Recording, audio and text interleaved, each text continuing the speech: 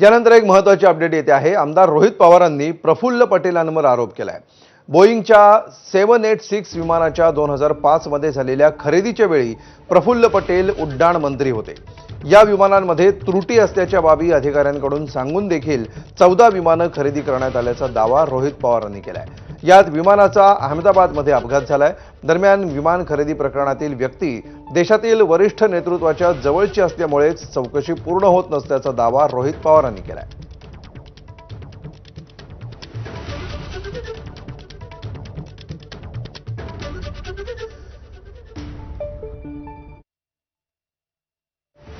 ते मंत्री होते ना, आणि त्यांच्यावर जे काही इन्व्हेस्टिगेशन चालू होतं सीबीआयचं प्रफुल्ल पटेलांवर, ते याच विषयासाठी चालू होतं की याच्यामध्ये कुठेतरी एअर इंडियाच्या खरेदी प्रकरणामध्ये तिथं घोळ झालाय। त्यासाठी सीबीआय चालू होतं ना, ते कुठं कंप्लीट झालंय? अजून ईडीचे कंप्लीट नाही झालं, सीबीआयचे कंप्लीट नाही झालं। आता याच्यामध्ये आमचं एवढंच म्हणणं आहे की ते जर कंप्लीट झालं असतं आणि त्याच्यामध्ये कळलं असतं की हे जे बोईंगचं विमान आहे 8 मॉडेलचं, हे जर प्रॉब्लेमॅटिक आहे, ते आधीच कळलं असतं तर एअर इंडियाने सगळी विमानं ग्राउंड केली असती। आणि आता दिवसभरातल्या इतर सर्व महत्त्वाच्या